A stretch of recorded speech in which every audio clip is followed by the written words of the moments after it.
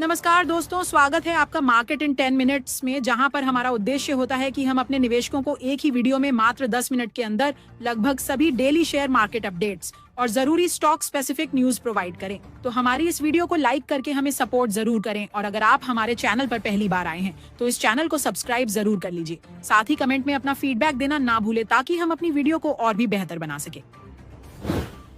Q2 result season अब लगभग खत्म हो चुका है और कमाई का ट्रेंड स्थिर होता नजर आ रहा है।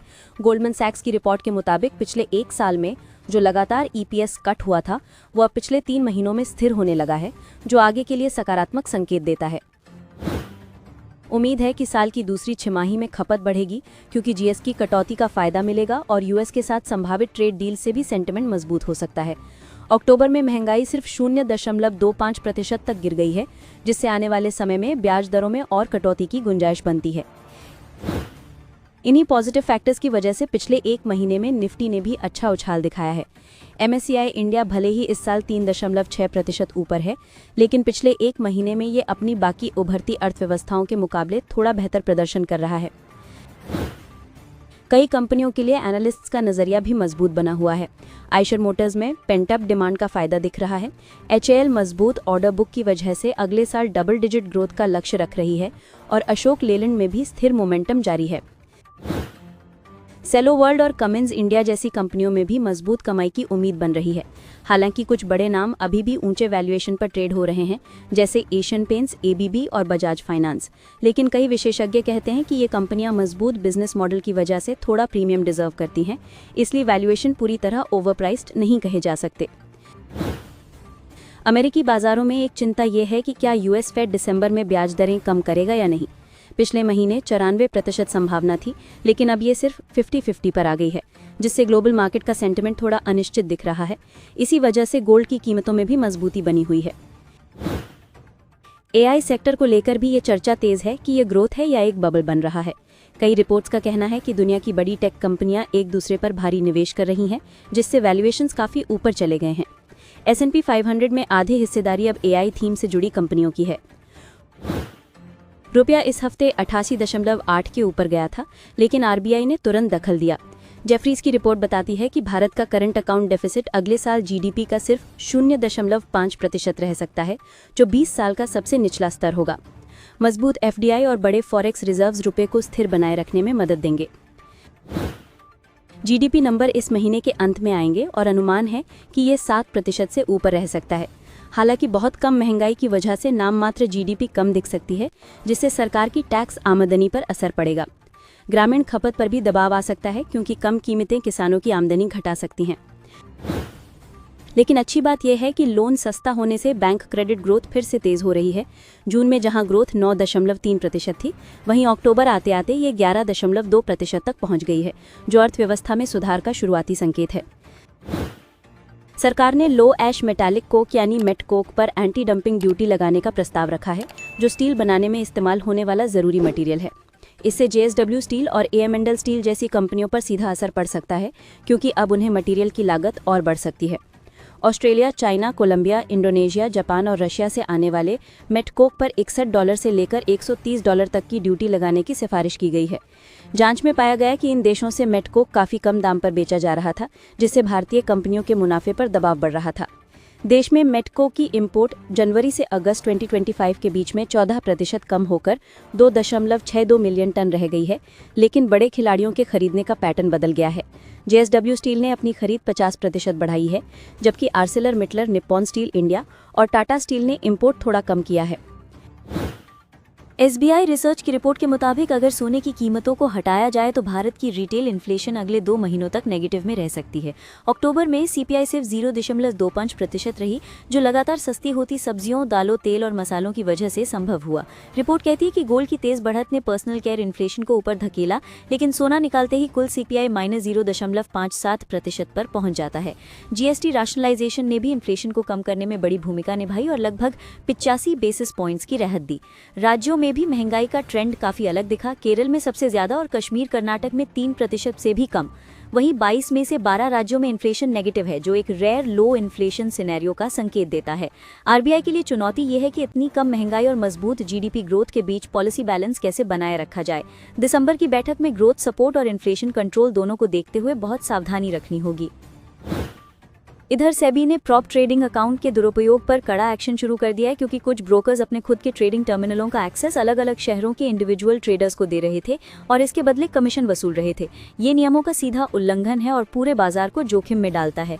सेबी ने एक्सचेंजों को जांच के आदेश दिए हैं और अब ऐसे टर्मिनलों की मैपिंग अनिवार्य की जा सकती है, ताकि हर ट्रेड का सोर्स पता चल सके। जांच में सामने आया है कि सूरत वाला ये स्कैम 5 करोड़ नहीं बल्कि 150 करोड़ से ज्यादा का हो चुका है, क्योंकि कई ट्रेडर्स बिना केवाईसी और बिना अग्रीमेंट के इसमें फंस गए थे। अमेरिका में बढ़ती महंगाई और खाने की चीजों की ऊंची कीमतों की वजह से सरकार पर दबाव बढ़ रहा था। इसलिए ट्रंप प्रशासन ने कई फूड प्रोडक्ट्स पर लगा अतिरिक्त टैक्स हटाकर बाजार को कुछ राहत देने की कोशिश की है। अब कॉफी, चाय, मसाले, फलों, फ्रूट जूस, आम, अनार, टमाटर और दूसरे ट्रॉपिकल आइटम्स पर पहले जैसा अतिरिक्त टैक्स नहीं लगेगा, जिससे इन चीजों को निर्यात करने वाले देशों, खासकर भारत को सीधा फायदा मिलेगा। टैरिफ की वजह से भारतीय मसाले और फूड प्रोडक्ट्स अमेरिका में लगभग 30% महंगे हो गए थे, लेकिन टैक्स घटते ही भारतीय एक्सपोर्टर्स अपने प्रोडक्ट्स को बेहतर कीमतों और सुचारू सप्लाई के साथ फिर से अमेरिकी बाजार में मजबूत तरीके से बेच पाएंगे। इससे पहले भी अमेरिका ने जेनेरिक मेडिसिन पर लगने वाले टैरिफ में राहत दी थी, जिसका सीधा फायदा भारत की दवा कंपनियों को मिला था। ये लगातार संकेत हैं कि अमेरिका धीरे धीरे अपनी टैरिफ नीति में बदलाव की तरफ बढ़ रहा है। इसी के साथ अमेरिका और स्विट्जरलैंड के बीच एक अहम ट्रेड डील भी फाइनल हुई है, जिसमें दोनों देशों ने टैरिफ को घटाकर 15% के स्तर पर लाने पर सहमति बनाई है। पहले अमेरिका स्विस प्रोडक्ट्स पर टैरिफ 39% तक बढ़ाने की तैयारी में था, लेकिन डील होने से अब ये दबाव टल गया है। इस समझौते के तहत स्विट्जरलैंड आने वाले कुछ सालों में लगभग $200 अरब अमेरिका में निवेश करेगा, जिसमें से करीब 1/4 राशि इस साल के भीतर ही लगने की उम्मीद है। भारत और अमेरिका के बीच टैरिफ को लेकर बातचीत धीरे धीरे आगे बढ़ रही है और संकेत मिल रहे हैं कि आने वाले महीनों में भारत को कई कैटेगरीज में और आसान एक्सेस मिल सकती है, जिससे दोनों देशों का व्यापार थोड़ा और खुल सकता है। अमेरिका में ऑफ ईयर इलेक्शन के बाद साफ हो गया कि महंगाई लोगों की सबसे बड़ी चिंता है। इसलिए ट्रंप प्रशासन पर अपनी सख्त टैरिफ नीति को नरम करने का दबाव बढ़ गया और आर्थिक रणनीति में बदलाव करना जरूरी हो गया। यही वजह है कि सरकार ने बीफ, कॉफी, चाय, कोको, मसाले, केले और फर्टिलाइजर जैसी रोजमर्रा की चीजों पर लगा अतिरिक्त टैक्स हटाने का फैसला किया, जिससे अमेरिकी उपभोक्ताओं पर कीमतों का दबाव कम हो सके और बाजार में थोड़ी राहत आए। फूड इंडस्ट्री ने इस कदम का स्वागत किया है, क्योंकि इससे सप्लाई चेन ज्यादा स्मूथ चलेगी और रिटेल कीमतों में गिरावट देखने को मिल सकती है। जबकि कई देशों के साथ नई ट्रेड डील बनने के बाद अमेरिका को अब भारी टैरिफ की जरूरत भी कम लग रही है। ट्रंप ने यह भी कहा है कि टैरिफ से कमाई गई रकम का इस्तेमाल आगे चलकर अमेरिकी नागरिकों को $2000 भेजने में किया जा सकता है। और हालांकि तारीख तय नहीं है, इस बयान ने अमेरिका में बड़ी राजनीतिक बहस छेड़ दी है, क्योंकि ये उनकी पुरानी नीति से पूरी तरह उलट दिशा में जाता है। इधर भारतीय टॉय एक्सपोर्टर्स के लिए चुनौती बढ़ गई है, क्योंकि अमेरिका ने इंडियन टॉयज पर 50% टैरिफ लगाकर उन्हें महंगा बना दिया है, जिसकी वजह से अमेरिकी बायर्स अब वियतनाम, चीन और अन्य देशों से खरीदारी की तरफ मुड़ रहे हैं। इससे त्योहारी सीजन वाले नए ऑर्डर आधे तक गिर गए हैं। साल की शुरुआत में एक्सपोर्टर्स का प्रदर्शन अच्छा था, क्योंकि यूएस बायर्स ने फेस्टिव सीजन को देखते हुए पहले से ही भारी मात्रा में ऑर्डर दिए थे। लेकिन नया टैरिफ लगते ही साल के बाकी महीनों में नए ऑर्डर्स की स्पीड काफी धीमी पड़ गई। तो दूसरी तरफ इंडिया लगातार रूसी ऑयल खरीद रहा है और अक्टूबर में उसने $2.5 बिलियन का क्रूड मंगवाकर खुद को दुनिया का दूसरा सबसे बड़ा बायर बना लिया है। अमेरिका और बाकी वेस्टर्न देशों की आपत्तियों के बावजूद भारत का ये रुख नहीं बदला है, क्योंकि सस्ता रूसी ऑयल हमारी ऊर्जा लागत को काफी कम रखता है। चीन अभी भी सबसे बड़ा बायर है, जबकि तुर्की और यूरोप भी रूसी एनर्जी प्रोडक्ट्स खरीदते रहे हैं। हालांकि अमेरिका ने हाल ही में रोसनेफ्ट और ल्यूकॉयल पर सैंक्शंस लगाए हैं, जिनका असर दिसंबर के इंपोर्ट डेटा में साफ दिख सकता है। भारत सिर्फ क्रूड ही नहीं बल्कि कोल और ऑयल प्रोडक्ट्स भी रूस से खरीद रहा है, ताकि एनर्जी सप्लाई स्थिर रहे। दूसरी तरफ ईयू और एशियाई देश एलएनजी और पाइपलाइन गैस का बड़ा हिस्सा ले रहे हैं, जिससे साफ है कि ग्लोबल एनर्जी ट्रेड अभी भी रूस पर काफी हद। अनंतराज की सब्सिडियरी अनंतराज क्लाउड ने आंध्र प्रदेश सरकार के साथ एक बड़ा समझौता किया है। कंपनी लगभग 4,500 करोड़ रुपए 2 चरणों में लगाएगी, जिससे आधुनिक क्लाउड इंफ्रास्ट्रक्चर तैयार होगा और डिजिटल इकोसिस्टम को बड़ी मजबूती मिलेगी। इस प्रोजेक्ट से सीधा असर रोजगार पर भी पड़ेगा, क्योंकि करीब 8500 लोगों को डायरेक्ट और 7500 लोगों को इनडायरेक्ट नौकरी मिलने की उम्मीद है। कंपनी की ये नई क्षमता उसके पहले से डेवलप हो रहे 307 मेगावाट डेटा सेंटर प्रोजेक्ट के अलावा होगी, जिससे कुल कैपेसिटी तेजी से बढ़ती दिखेगी। अनंतराज फिलहाल मानेसर और पंचकुला में 28 मेगावाट आईटी लोड ऑपरेट करता है और 2031-32 तक इसे 307 मेगावाट तक ले जाने की योजना बना चुका है। कंपनी ने हाल ही में ऑरेंज बिजनेस के साथ मैनेज्ड क्लाउड सर्विसेज के लिए पार्टनरशिप की है और 2027-28 तक 117 मेगावाट क्षमता हासिल करने के लक्ष्य पर भी काम चल रहा है। वर्ष 2025-26 की पहली छमाही में कंपनी ने 1223 करोड़ रुपए का रेवेन्यू और 264 करोड़ रुपए का मुनाफा दर्ज किया है। शुक्रवार को स्टॉक 0.21% बढ़कर 616 रुपए 70 पैसे पर बंद हुआ। हालांकि पिछले एक साल में शेयर लगभग 5.37% गिरा हुआ है। आईआरबी इंफ्रास्ट्रक्चर डेवलपर्स के शेयर आज फोकस में है क्योंकि इसकी प्राइवेट इन्वेट इकाई आईआरबी इंफ्रास्ट्रक्चर ट्रस्ट को एनएचएआई से टीओटी 17 बंडल का बड़ा प्रोजेक्ट मिला है। ये 366 किलोमीटर लंबा हाईवे स्ट्रेच है जिसमें लखनऊ, अयोध्या, गोरखपुर और लखनऊ सुल्तानपुर जैसी महत्वपूर्ण रूट्स शामिल हैं। अगले 20 साल तक इन हाईवेज की टोलिंग, संचालन और मेंटेनेंस की पूरी जिम्मेदारी आईआरबी ट्रस्ट संभालेगा। इस प्रोजेक्ट के लिए ट्रस्ट एनएचएआई को 9,270 करोड़ रुपए की अपफ्रंट फीस देगा और टोल दरों में हर साल 3% के हिसाब से बढ़ोतरी होगी। इस प्रोजेक्ट के मिलने से आईआरबी ट्रस्ट का असेट पोर्टफोलियो करीब 20% बढ़कर 65,000 करोड़ रुपए तक पहुंच रहा है। टोल ऑपरेट ट्रांसफर स्पेस में अब कंपनी का मार्केट शेयर 42% तक पहुंच गया है। हिंदुस्तान जिंक को आंध्र प्रदेश में टंगस्टन ब्लॉक के लिए खोज और माइनिंग लाइसेंस मिल गया है, जो कंपनी के पोर्टफोलियो विस्तार में एक बड़ा कदम माना जा रहा है।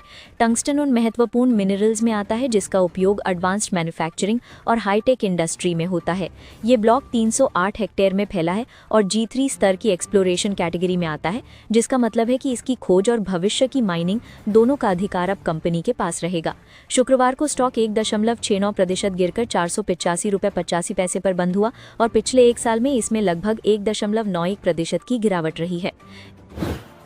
इस हफ्ते ब्रोकरेज हाउसों ने कई स्टॉक्स पर नई निवेश सलाहें जारी की हैं, जिनमें container corporation, Anantraj, Kirloskar oil, max financial और अपोलो हॉस्पिटल्स शामिल हैं। नतीजों के आधार पर इन कंपनियों के लिए आगे की ग्रोथ और वैल्यूएशन को लेकर पॉजिटिव संकेत दिए गए हैं। दो स्टॉक्स में ब्रोकर्स ने काफ़ी ऊंचे रिटर्न की संभावना जताई है, जिनमें नज़ारा टेक्नोलॉजीज सबसे आगे है। चॉइस इंस्टीट्यूशनल इक्विटीज़ ने इसका टारगेट 390 रुपये का दिया है, जबकि स्टॉक अभी 274 रुपये के आसपास है, यानी लगभग 42% की अपसाइड संभावित है। ब्रोकरेज रिपोर्ट के मुताबिक नज़ारा टेक्नोलॉजीज की दूसरी तिमाही आई उम्मीद से बेहतर रही, मार्जिन मजबूत हुए और पोर्टफोलियो रीसेट से कंपनी की फ्यूचर अर्निंग्स को लेकर तस्वीर साफ हो रही है। वन टाइम एडजस्टमेंट्स की वजह से प्रॉफिट थोड़ा दबा, लेकिन ओवरऑल आउटलुक पॉजिटिव माना जा रहा है। एलन-बारे इंडस्ट्रियल गैसेस भी ब्रोकर्स के राडार पर है, जहां मोतीलाल ओसवाल ने स्टॉक के लिए 610 रुपये का टारगेट दिया है। फिलहाल ये करीब 440 रुपये पर ट्रेड कर रहा है, जिससे लगभग 38% की संभावित बढ़त बन सकती है। रिपोर्ट में बताया गया है कि दूसरी तिमाही के नतीजे थोड़े कमजोर रहे, लेकिन आने वाले समय में कंपनी के बड़े प्लांट्स फुल कैपेसिटी पर काम करेंगे या कमीशन होंगे।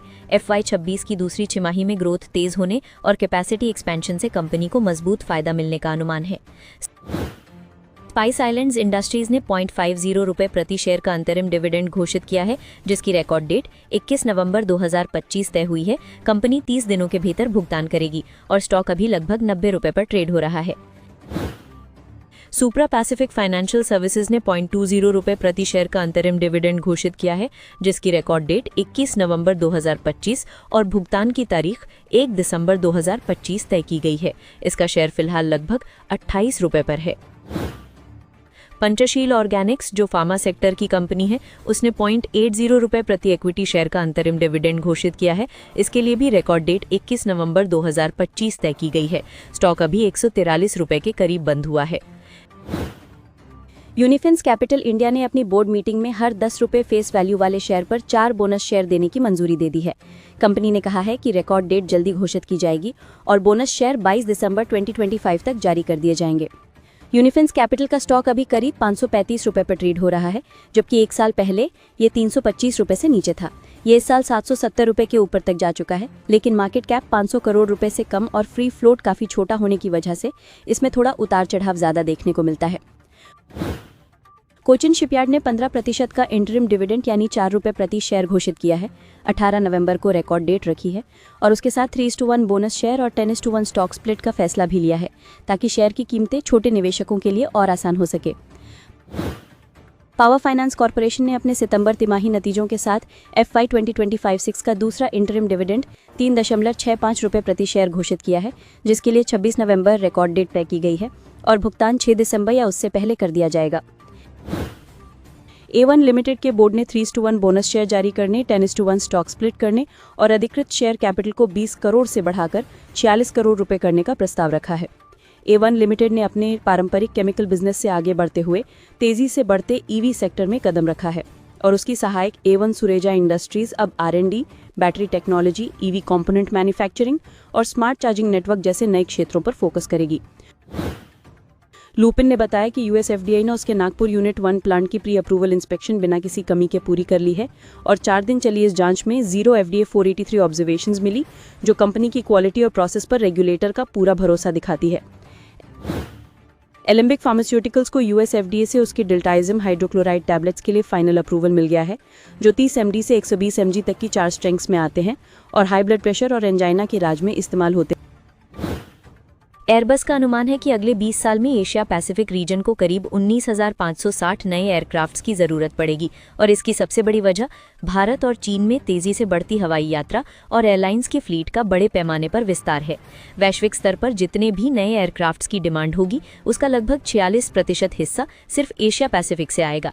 एशिया में एयरलाइंस तेज़ी से नए रूट्स जोड़ रही हैं, लो कॉस्ट कैरियर्स तेज़ी से बढ़ रहे हैं और एयरपोर्ट इंफ्रास्ट्रक्चर भी तेज़ी से विकसित हो रहा है। इसी वजह से आने वाले 20 साल एविएशन सेक्टर के लिए बेहद मजबूत ग्रोथ फेज वाले साबित हो सकते हैं।